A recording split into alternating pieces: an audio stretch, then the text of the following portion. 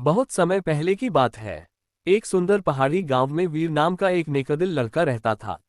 वह गरीब था, लेकिन उसका दिल बहुत बड़ा था। हर सुबह वह जंगल से लकड़ियां काट कर लाता और शाम को बूढ़े लोगों को खाना बांटता।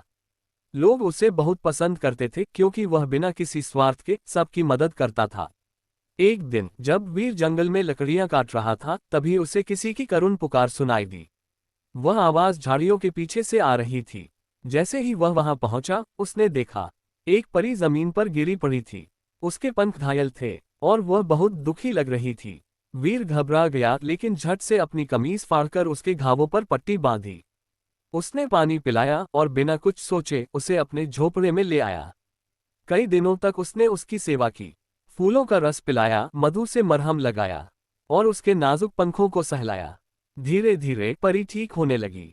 उसका नाम था नेहज़ारा और वह प्रेम की परी थी। एक दिन नेहज़ारा ने पूछा, तुमने मेरी कोई पहचान नहीं पूछी, न ही बदले में कुछ मांगा, क्यों? वीर मुस्कुराया और बोला, जो भी दुख में हो वह मेरा है। मदद करना मेरा धर्म है। परी की आंखों में आंसू आ गए।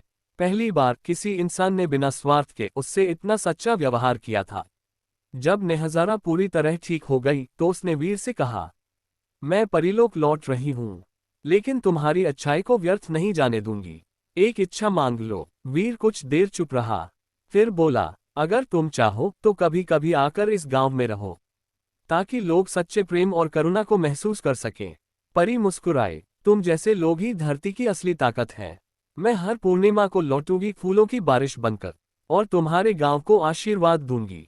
उस दिन से हर पूर्णिमा की रात को गांव में गुलाब की पंखुड़ियां बरसती और लोग कहते हैं, वीर और परी की दोस्ती अब भी हमारे बीच है।